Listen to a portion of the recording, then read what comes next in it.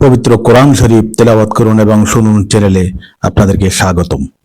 27 রজব নামাজও আছে, রোজাও আছে, এটা হাদিস দ্বারা প্রমাণিত। মারহাবা বলেন। একটা হাদিস আমি আপনাদের শোনাই। ইমাম বাইহাকি রাহমাতুল্লাহ আলাইহির দুইটা কিতাবের মধ্যে হাদিসটা আছে। এক নম্বর হলো ফাদাইলুল আওকাত 11 এবং 12, দুইটা হাদিস, 11 নম্বর হাদিস, 12 নম্বর হাদিস। আরেকটা হলো ইমাম বাইহাকি রাহমাতুল্লাহ আলাইহির শুআবুল ঈমান, এটা তৃতীয় খণ্ডের মধ্যে হাদিসটা আছে। হাদিসের সনদের মান হাসান।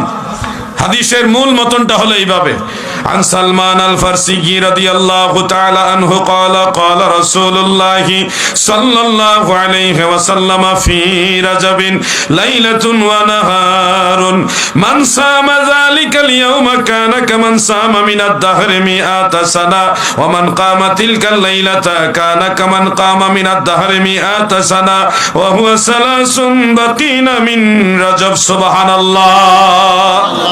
হযরতে সালমান ফারসি রাদিয়াল্লাহু আনহু থেকে বর্ণিত, আমার দয়াল নবীজি বলেন, উম্মতেরা শোনো, রজব মাসে এমন একটা দিন আছে, এমন একটা রাত আছে গো, ওই একদিনে কেউ যদি একটা রোজা রাখে এবং ওই এক রাতে যদি এক রাত কেউ বন্দেগী করে, আল্লাহর রাসূল বলেছে 100 বছর রোজা রাখা, 100 বছর নফল বন্দেগী করার সমান সওয়াব আমার আল্লাহ তাকে দান করবে।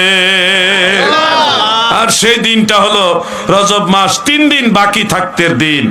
নরমালি যদি 30 দিনে মাস ধরা হয়, 3 দিন বাকি থাকতে, মানে 30 থেকে 3 মাইনাস করেন, কত হয়?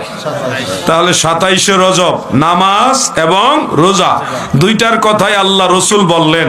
আর আমগো আন্তর্জাতিক ক্ষতি সম্পন্ন হুজুর বলতেছে নামাজও নাই, রোজাও নাই। আমরা নামাজ এবং রোজার পক্ষে কথা বলছি, কারণ নবীজি নিজে বলেছেন আমরা নবীজির গোলামি করতেছি, দয়াল নবীজির প্রতিনিধিত্ব করছি।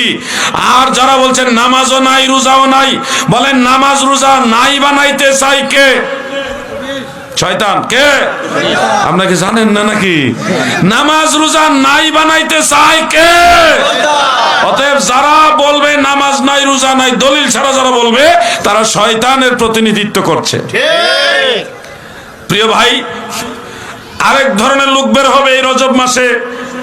এখন এরা টের পাইছে না রজব মাস যে আইছে, কারণ এরা এখন সবাই ক্ষমতা দখলের জন্য মানে খুব বেশি ব্যস্ত, শেয়ারের জন্য খুব বেশি ব্যস্ত।